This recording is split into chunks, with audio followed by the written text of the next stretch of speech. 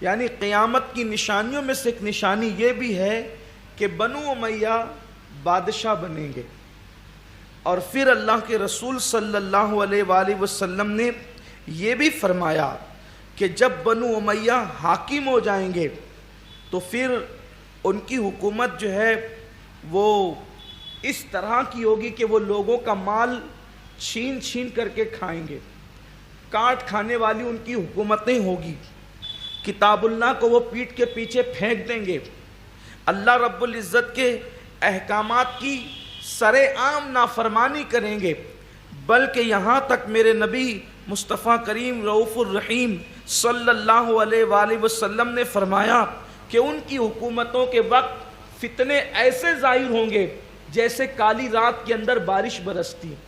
کالی رات کے اندر جو بارش برستی ہے اس بارش کے قطروں کو کیا کوئی گن سکتا ہے اور اس کا اندازہ کر سکتا ہے کہ کتنے قطرے گر رہے ہیں؟ میرے کریم آقا رؤوف الرحیم آقا غیب دا نبی صلی اللہ علیہ وآلہ وسلم نے فرمایا کہ ان کے دور حکومت میں ایسے فتنے ہوں گے کہ جیسے کالی رات میں بارش برستی، یعنی ان فتنوں کو کوئی گن بھی نہیں سکے گا۔ اب بتائیں، جب حضور نے اشارہ کیا کہ ان کے فتنوں کو کوئی گن نہیں سکے گا تو ہم اور آپ اس کا شمار کیسے کر سکتے ہیں؟ لیکن چند جو محدثین نے شرح کرتے ہوئے گنوائے ہیں ان کی طرف ہم آتے ہیں۔ اللہ کے حبیب صلی اللہ علیہ وآلہ وسلم چند قبائل کو ناپسند کرتے تھے۔ حدیث پاک میں ہے، امام ابو نعیم رضی اللہ تبارک و تعالیٰ لکھتے ہیں کہ حضرت سیدنا عمران ابن حسین رضی اللہ تعالیٰ فرماتے ہیں، یہ حسین جو ہے نا، یہ سین سے نہیں بلکہ صاد سے ہے، تو اس لیے کہ امام حسین سے پہلے کسی کا نام حسین نہیں تھا، سین والا حسین۔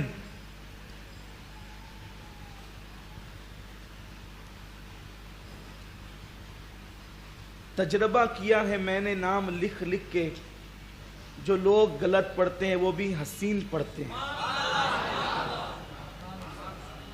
تجربہ کیا ہے میں نے نام ان کا لکھ لکھ کے، جو لوگ غلط پڑھتے ہیں وہ بھی حسین پڑھتے ہیں۔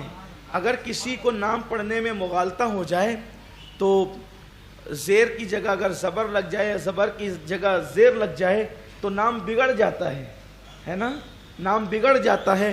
لیکن یہ نام حسین کی کرامت ہے کہ جو غلط پڑھتے ہیں حسین کو وہ بھی حسین پڑھتے ہیں۔ یعنی یہ ایسے نام ہیں جن کے نام نہیں بگڑ سکتے، ان کی ذات کیسے بگڑ سکتی؟ سن لے عادہ میں بگڑنے کا نہیں، وہ سلامت ہے بنانے والے۔ تو یہ حضرت سیدنا عمران ابن حسین رضی اللہ تعالی عنہ فرماتے ہیں کہ اللہ کے رسول صلی اللہ علیہ وسلم کے نزدیک مقبوض یعنی دشمن کی حد تک برا، حضور اگر کسی کو جانتے تھے تو وہ 3 قبیلے تھے، ایک بنو امیہ، ایک بنو ثقیف اور ایک بنو حنیفہ۔ یہ 3 قبیلوں کو حضور علیہ السلام دشمن کی حد تک برا جانتے تھے، لیکن ان کی اکثریت بری تھی، ان میں کچھ لوگ اچھے بھی تھے، اور حکم جب بھی لگتا ہے تو اکثریت پہ لگتا ہے۔ جیسے بنو امیہ کے اندر حضور امام ابو نعیم اس حدیث کو لکھ رہے ہیں، لیکن امام طبرانی بھی لکھ رہے ہیں، لیکن بنو امیہ کے کل کو گالی نہیں دے سکتی۔ حضور بعض لوگوں کی بدبختی کو دیکھ کر ان سے نفرت کرتے تھے، آنے والے حالات کو دیکھ کر، لیکن اسی بنو امیہ میں حضرت سیدنا عثمان غنی رضی اللہ تعالیٰ عنہ بھی ہے، تو ان لوگوں کا خیال بھی کیا جانا چاہیے۔ اسی بنو امیہ کے اندر پھر اور بہت سارے اصحاب رسول بھی ہیں، ان کا خیال کیا جانا چاہیے۔ یعنی حضور صلی اللہ علیہ وآلہ وسلم کے دور میں کچھ لوگ ایسے تھے جو غلط تھے، اور حضور کے بعد آنے والے دور کے اندر کچھ لوگ غلط تھے۔ جیسے بنو ثقیف میں مختار ثقفی کو لے لیں، حجاج بن یوسف کو لے لیں، اور بنو حنیفہ کے اندر تو معاذ اللہ نبوت کے جھوٹی نبوت کے دعوے دار پیدا ہوئے۔ تو اس طریقے سے حضور علیہ الصلوۃ والتسلیم ان کی گندگی اور پلیدی کو دیکھ کر ان سے نفرت کرتے تھے۔ بنو امیہ میں ایک شخص ہے جس کا نام مروان ہے، تو مروان کا جو باپ تھا حاکم، مروان کا جو باپ تھا حکم، مروان کے باپ کا نام حکم ابن العاص تھا، اس نے حضور صلی اللہ علیہ وسلم کا ظاہری زمانہ پایا اور اس کی عادت تھی حکم کی، یہ چگل خور تھا اور معاذ اللہ یہ بدبخت چگلی کرتا تھا تو حضور کے خلاف چگلی کرتا. یہ بڑی بدترین قوم ہوتی ہے چگل خور. چگل خور سے کبھی دوستی نہیں کرنا چاہیے، کیونکہ اللہ کے رسول صلی اللہ علیہ وآلہ وسلم نے فرمایا کہ چگل خور کبھی جنت میں داخل نہیں ہو سکتا. کچھ لوگوں کی فطرت ہوتی، عادت ہوتی ہے چگل خوری کی، وہ جب تک ان کا کھانا اس وقت تک ہضم نہیں ہوتا جب تک وہ چگلی نہ کرے، یعنی ادھر کی بات ادھر، ادھر کی بات ادھر. اور یاد رکھنا چگل خور پر کبھی اعتماد نہیں کرنا. میں اس لیے اس کی مذمت ابھی بیان کر رہا ہوں کہ ابھی حکم کا کردار آپ کے سامنے میں نے پیش کرنا ہے. یہ بہت خاص خیال رکھنا اپنی زندگی میں. رحمت للعالمین صلی اللہ علیہ وآلہ وسلم نے حکم سے جتنی نفرت کی ہے مجھے حیرت ہوتی ہے. میں حکم کا کردار پڑھ کر کے مجھے حیرت ہوتی ہے کہ حکم سے حضور نے کتنی نفرت کا اظہار فرمایا. اللہ کے رسول صلی اللہ علیہ وسلم حضور کے خلاف چگلی کرتا تھا یہ شخص جسے حکم کہتے ہیں، اللہ کے محبوب صلی اللہ علیہ وسلم کے خلاف. اور چگل خور جنت میں نہیں جا سکتا. کبھی اس قوم سے دوستی نہیں کرنا. کیوں؟ اس لیے کہ جو تمہاری چگلی دوسروں کے پاس کرتا ہے وہ ضرور بالضرور اس کی چگلی تمہارے پاس کرے گا، اور جو دوسروں کی آپ کے پاس لاتا ہے وہ آپ کی بھی کسی کے پاس لے جائے گا. اس لیے کبھی بھی چگل خور پہ اعتماد نہیں کرنا، اس سے دوستی نہیں کرنا. چگل خور کبھی بھی کسی کا وفادار نہیں ہو سکتا. اور کچھ لوگوں کی عادت ہوتی ہے ان کا کھانے ہضم نہیں ہوتا، اس کی ادھر، اس کی ادھر، اس کی ادھر. ان کی دنیا بھی تباہ ہوتی ہے اور آخرت بھی تباہ ہوتی ہے. اللہ کے محبوب صلی اللہ علیہ وسلم نے کھول کھول کر ہمیں بیان فرمایا ہے. اللہ کے رسول صلی اللہ علیہ وسلم نے بہت واضح کیا ہے ان لوگوں کے کردار کو. تو یہ جو حکم تھا یہ چگل خور تھا. حکم اور آج کل تو چگل خوروں کو بڑے مرتبے حاصل ہیں کہ یہ لوگوں کی باتیں ہم تک لاتے ہیں، لیکن وہ آپ تک لاتے ہیں تو آپ کی بھی لے جاتے ہیں. اس لیے کبھی ان کو مرتبے نہیں دینا، وہ آپ کو نقصان پہنچائے. ایسا دشمن جو حق کہتا ہے وہ چگل خور دوست سے بہتر ہے. دین سے لوگ دور ہیں. چگل خور اپنی بھی تباہی کرتا ہے، دوسروں کی بھی تباہی کرتا ہے. تو حکم جو تھا مروان کا باپ، حضور کا ظاہری دور اس نے پایا. حضور صلی اللہ علیہ وسلم سے وہ ملنے کے لیے آیا، کیونکہ حضور کو تو سب پتا تھا کون کیا کرتا ہے. غیب دا نبی کو سب پتا تھا. حضور پردے ڈالتے تھے. اگر دنیا میں چگل خوروں کی موت ہو جائے تو دنیا سے 90% فتنوں کا خاتمہ ہو جائے. گھر میں چگل خور ہو تو گھر سلامت نہیں، محلے میں چگل خور ہو تو محلہ سلامت نہیں، ملک میں چگل خور ہو تو ملک سلامت نہیں. چگل خوروں نے بڑی بڑی سلطنتوں کو تباہ برباد کیا. اللہ کی پناہ مانگنا چاہیے چگل خوروں سے. بڑے خطرناک لوگ ہوتے ہیں.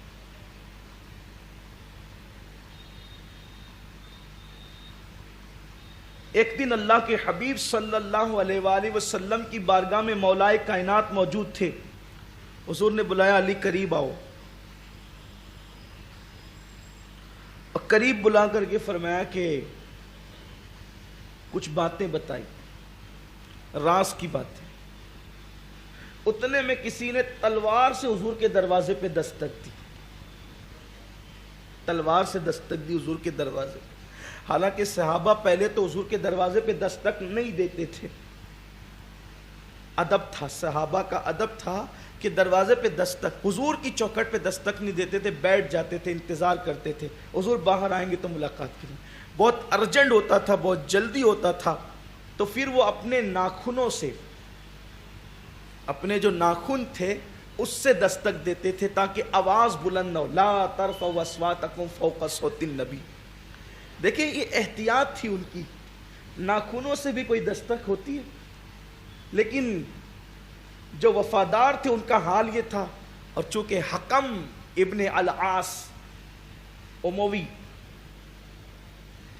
یہ تلوار سے دستک دی اس نے. اب دروازے کے پیچھے کون ہے حضور تو خوب جانتے. جو عرش کے پرے دیکھتا ہو تو وہ پھر دروازے کے پیچھے کی کیا ہے. حضور علیہ السلام نے فرمایا علی دروازہ کھولو، اور جو بندہ آپ کو کھڑا ہوا نظر آئے نا اس کو ایسے میرے پاس پکڑ کر کے لاؤ جیسے بکری کو دودھ دونے کے لیے لے جاتے ہیں نا. ایسے عرب میں بکری کو دودھ دونے کیسے لے جاتے تھے؟ اس کا کان پکڑ کر دودھ دونے والا. ایسے میرے پاس. اب یہ رحمت للعالمین کا کردار ہے چگل کھور کے ساتھ. ہمارے یہاں تو چائے اور شربت پیش کی جاتی ہے، اور کہاں کہاں کھلائے ذرا ہمیں بھی سنائیے اور ہمیں بھی جہنم میں اپنے ساتھ لے چلیے. دین کہاں ہے؟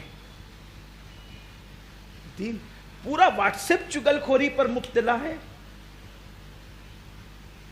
واٹس ایپ کی لذت ہی ختم ہے اگر اس میں چگل خوری نہ ہو.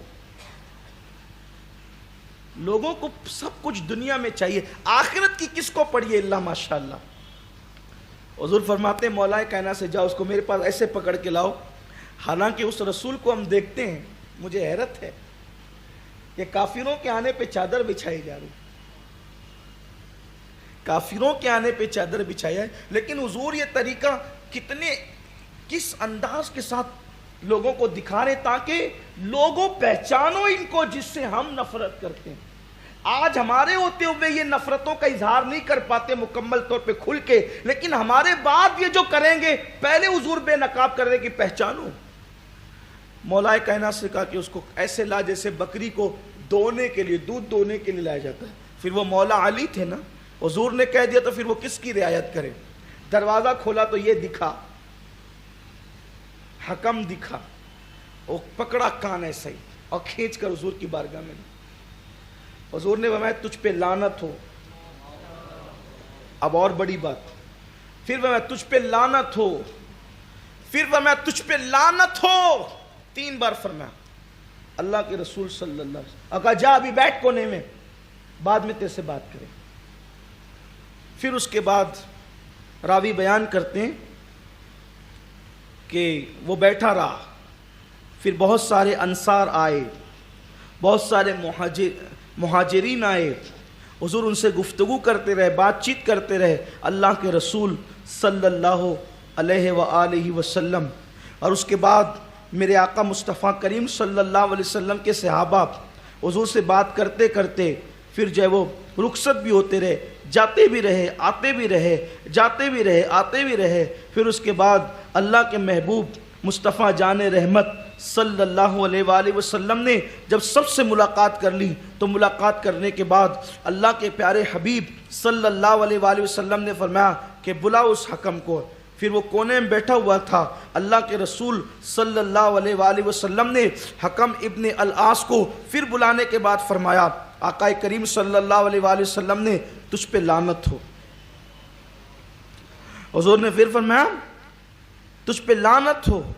اور اب 4تھی مرتبہ لعنت فرما کر کے پھر حضور صلی اللہ علیہ وآلہ وسلم فرماتے ہیں کہ ان قریب ایک وقت ایسا آئے گا کہ تیری پشت کے اندر، حضور فرماتے ہیں ان قریب ایک وقت ایسا آئے گا کہ تیری پشت کے اندر ایسے بچے پیدا ہوں گے جو میری سنت کو تبدیل کریں گے، کتاب اللہ کو پیٹ کے پیچھے ڈالیں گے، سنت کا مذاق اڑائیں گے، سنت کی مخالفت کریں گے.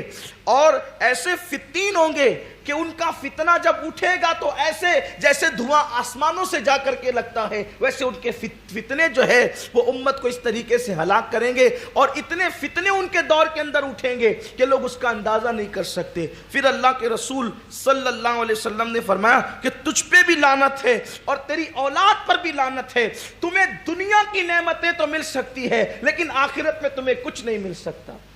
اس کی تشریح کرتے ہوئے محدثین فرماتے ہیں جتنے برے تھے ان پر تو لعنت کی، لیکن جو کچھ اچھے تھے حکم کی اولاد میں وہ لعنت سے محفوظ رہے. جیسے حضرت عمر ابن عبدالعزیز وہ حکم ہی کی اولاد میں سے. تو حکم کل پر لگتا ہے، اور بعض لوگ اگر اچھے ہوں تو وہ کوئی بات نہیں۔ پھر اللہ کے رسول صلی اللہ علیہ وسلم نے فرمایا کہ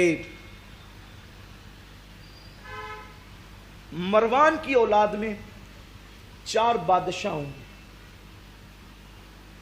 یعنی حکم کی نسل میں 4 بادشاہ ہوں گے، اور یہ جو 4 بادشاہ جب تک نہ ہو جائیں اس وقت تک کہ قیامت قائم نہیں ہوگی۔ یہ بھی اللہ کی، یہ قیامت کی نشانیوں میں سے نشانی ہے۔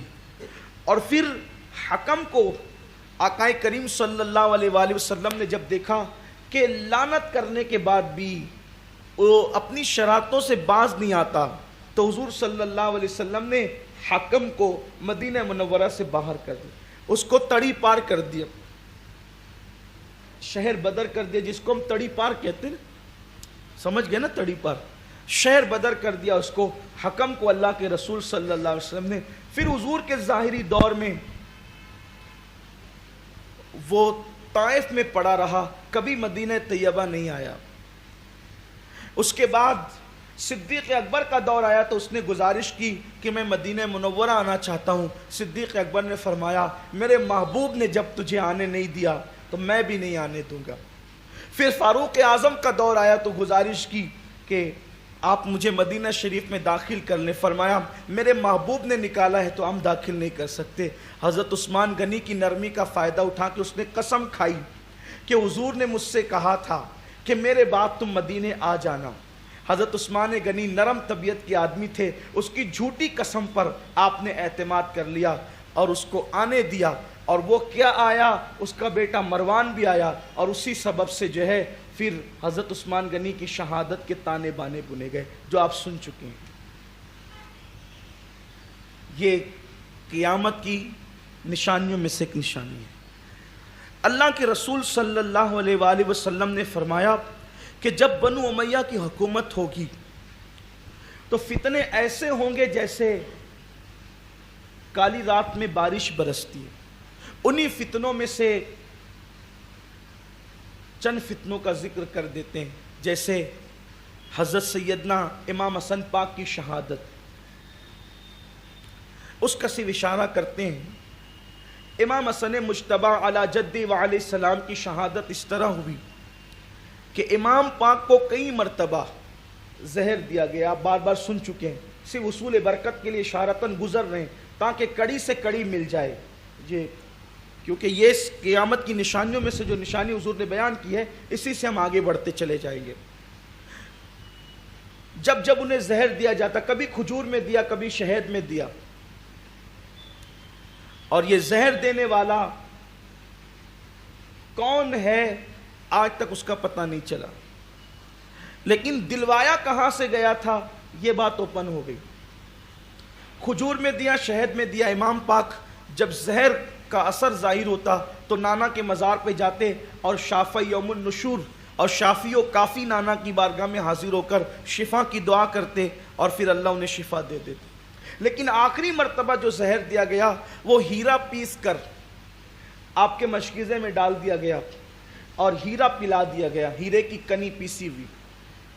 یہ بات آج کل کے نوجوان ہمارے ساتھی آسانی سے سمجھ سکتے ہیں کہ اس دور کا حال یہ تھا کہ ہر بندے کے گھر میں چراغ جلانے کے لیے تیل بھی نہیں ہوتا تھا۔ جو بہت مالدار لوگ ہوتے تھے انہی کے گھر چراغ جلتے تھے، ہر شخص کے گھر میں چراغ نہیں جلتا تھا۔ تو جب چراغ جلانے کے لیے لوگوں کے گھروں میں تیل نہیں ہے تو ہیرا پلانے کے لیے لوگوں کے پاس پیسے کہاں سے آئیں گے؟ ہیرا پلانے کے لیے لوگوں کے پاس پیسے کہاں سے آئیں گے؟ پتہ چلا یہ کام کسی غریب کا نہیں ہے، یہ کام تو کسی امیر کا ہی ہو سکتا ہے، اور امیر نہیں بلکہ امیر العمراء کا یہ کام ہو سکتا ہے۔ اس کا مطلب یہ ہے کہ ہیرا ملک شام سے آیا تھا اور بھیجنے والا کوئی اور نہیں تھا، وہ پلید بدترین انسان جس کا نام یزید تھا وہی تھا۔ امام پاک شہید ہوئے، شہادت کے وقت آپ نے وصیت فرمائی کہ میں نے ام المومنین اما جان عائشہ صدیقہ سے اجازت طلب کر لی ہے کہ مجھے نانا جان کے قدموں میں دفن ہونا ہے، اور ام المومنین نے بخوشی مجھے اجازت دے دی ہے، تو مجھے نانا کے قدموں میں دفن کر دینا۔ لیکن اگر حاکم مدینہ مروان ابن حکم، یہ ابھی حکم کا بیٹا مروان جو وہاں کا اب حاکم تھا، کہا کہ اگر وہ مزاحمت کرے اور روکے تو لڑنا جھگڑنا نہیں بلکہ امی کے قدموں میں بقی میں مجھے دفن کر دے. اور 40 دن کے بعد تقریباً زہر جو ہیرے کی کنی پلائی گئی تھی آپ نے اس کا صدمہ 40 دن تک اٹھایا. بہت مرتبہ بیان کرتے ہوئے یہ بات چھوٹ جاتی ہے تو ہمارے سامعین کو یوں لگتا ہے کہ آج زہر دیا ہوگا اور کل ہی شہادت ہو گئی ہوگی. یہ نہیں ہے. حضرت امام حسن پاک اس زہر خانی کے 40 دن تک حیات رہے اور 40 دن تک کا معمول یہ تھا کہ آتیں جو تھی اتڑیاں آتیں کٹ کٹ کے الٹی میں بھی نکلتی تھی اور دست کے ذریعے سے بیت الخلا کے ذریعے سے بھی نکلتی. سوچے تو صحیح, آتیں کٹ کر اگر صرف کھانا الٹی میں آتا ہے تو دماغ چکرانے لگتا ہے. اگر کھانا الٹی میں آئے تو دماغ چکرانے لگتا ہے. آتے جب الٹی کے ذریعے سے نکلے اور انسان کو اگر پیچس ہو جائے, لوز موشن کی آخری حد پیچس ہوتی ہے, اگر پیچس ہو جائے تو انسان کے پیروں کی کیفیت کیا ہوتی ہے. 40 دن تک شہزادہ رسول امام حسن مجتبی علی جدی علیہ السلام آتے کٹ کٹ کے گرتی تھی. ہمیں شہادت حسین تو یاد ہے, شہادت حسن ہم فراموش کرتے. امام حسین کی شہادت بھی بڑی شہادت ہے, لیکن صبح سے شروع ہوتی اور ظہر پہ ختم ہو جاتی. جو شہادت 40 دن تک ہر دن بار بار آنکھیں کٹ رہی ہے, چہرہ ہرا ہو رہا ہے, امام حسن پاک کی شہادت. اللہ تعالیٰ ان پر رحمت و نور کی برسات فرمائے. اللہ تعالیٰ ان کے صدقے میں ہم سب کا بیڑا دنیا اور آخرت میں پار فرمائے. اللہ ان کی شہادت کے صدقے ہمیں دونوں جہان کی نعمتیں برکتیں نصیب فرمائے. ان کا حلم, ان کا تقوی, ان کی پرہیزگاری, ان کی سیادت کی خیرات عطا فرمائے.